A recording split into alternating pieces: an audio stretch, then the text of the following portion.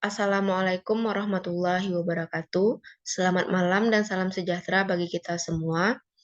Yang terhormat kepada Bapak Dr. Zul Afdal, SPD MPD, selaku dosen pengampu mata kuliah Ekonomi Islam. Pada video kali ini, saya akan menjelaskan mengenai analisis hukum ekonomi Islam terhadap jual beli durian dengan sistem tebas di Kota Padang. Sebelum itu, kita harus mengetahui apa itu definisi dari jual beli itu sendiri. Jual beli secara etimologis memiliki arti tukar-menukar sesuatu, sedangkan secara terminologis, jual beli merupakan transaksi tukar-menukar materi yang memberikan konsekuensi kepemilikan barang atau jasa secara permanen. Selain itu, ada dasar hukum jual beli, yaitu Al-Quran dan hadis. Di dalam Al-Quran, sebagaimana yang sudah dijelaskan dalam Quran Surah Al-Baqarah ayat 275 yang berbunyi, Bismillahirrahmanirrahim, wa ahallallahu bai'a wa harrama riba, yang artinya Allah telah menghalalkan jual beli dan mengharamkan riba. Sedangkan pada hadis yaitu innamal bai'u antaradin, yang artinya sesungguhnya jual beli harus atas dasar saling rida, yaitu suka sama suka. Hadis riwayat Al-Baihaqi. Selanjutnya yaitu ada materi mengenai syarat jual beli. Yang pertama itu subjek. Syarat yang menyangkut subjek jual beli seperti berakal sehat, kehendak sendiri atau bukan dipaksa, keduanya tidak mubazir, balik atau sudah dewasa. Sedangkan untuk objek, syarat yang menyangkut dengan objek yaitu barang harus ada, benda yang dapat dimanfaatkan merupakan milik sendiri dan dapat diserahkan. Dan yang terakhir yaitu adanya kesesuaian ijab kabul atau adanya pernyataan ijab dan kabul.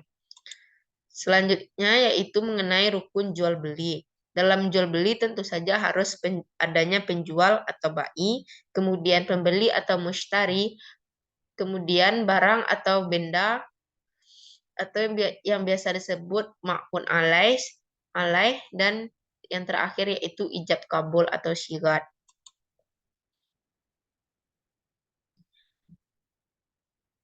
Selanjutnya yaitu mengenai jual beli durian menggunakan sistem tebas di Kota Padang. Seperti yang kita ketahui, kebiasaan masyarakat di Padang pada saat waktu musim durian yaitu melakukan transaksi membeli durian dengan sistem mencater, atau istilah masyarakat Padang biasa menyebutnya dengan cater. Padahal buah durian yang dicater ini belum tampak bagaimana kondisi buahnya, apakah panen atau gagal panen. Jual beli yang dilakukan di Kota Padang adalah jual beli tebas, yaitu jual beli tanaman atau barang dengan cara borongan ketika tanaman belum dipetik atau masih di pohon. Sebagaimana yang terjadi dalam jual beli tebas durian di Kota Padang, yang merupakan salah satu aktivitas yang sering dilakukan dan menjadi kebutuhan dalam masyarakat.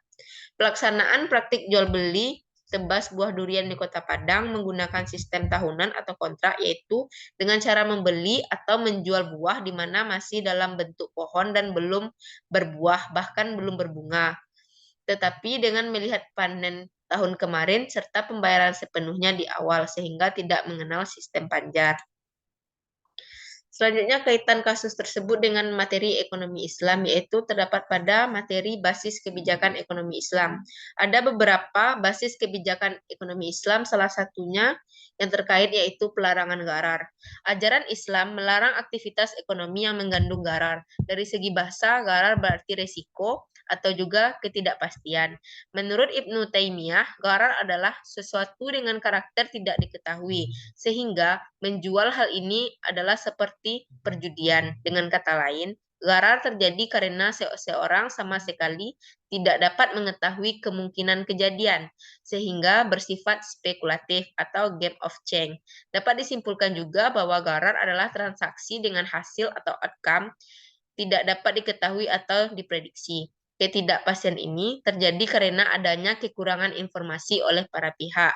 Selain itu, dalam gharar juga terkandung pengertian sebagaimana dalam game teori, yaitu disebut zero sum game with uncertainty payoff. Dalam zero sum game, jika satu pihak menerima keuntungan, maka pihak lain pasti mengalami kerugian. Sebuah transaksi bisnis yang islami adalah transaksi yang saling menguntungkan atau win-win solution. Gharar akan menciptakan instabilitas dan kerapuhan dalam perekonomian, baik itu dalam jangka panjang maupun jangka pendek. Selanjutnya yaitu kesimpulan. Pelaksanaan praktek jual beli buah durian dengan sistem tebas yang dilakukan masyarakat Padang. Hal ini terdapat dalam hukum Islam. Jual beli dikatakan sah atau tidaknya tergantung dari terpenuhnya rukun dan syarat akad. Sebagaimana dalam kitab Fathul Qorib, karangan Syekh Al-Imam Abi Abdillah Muhammad bin Qasim Al-Ghazi yang diterjemahkan oleh Zain 2015 halaman 22 menerangkan bahwa tidak boleh menjual buah-buahan yang masih ada di pohon tanpa menjual pohon secara mutlak. Artinya, tanpa ada syarat dipetik atau dipanen kecuali setelah tampak kematangan atau kelayakan buah-buahan itu. Dalam praktek jual beli buah durian ini tidak sejalan dengan keinginan syara, di mana dalam prakteknya yaitu menjual buah yang belum masak atau menjual buah yang masih pada pohonnya, sehingga timbulnya ada unsur ketidakjelasan atau gharar dalam transaksi ini, walaupun akadnya tidak tertulis dan tanpa ada persaksian. Baiklah, hanya itu penjelasan materi dari saya. Jika ada kesalahan, saya mohon maaf. Saya akhiri. Assalamualaikum warahmatullahi wabarakatuh.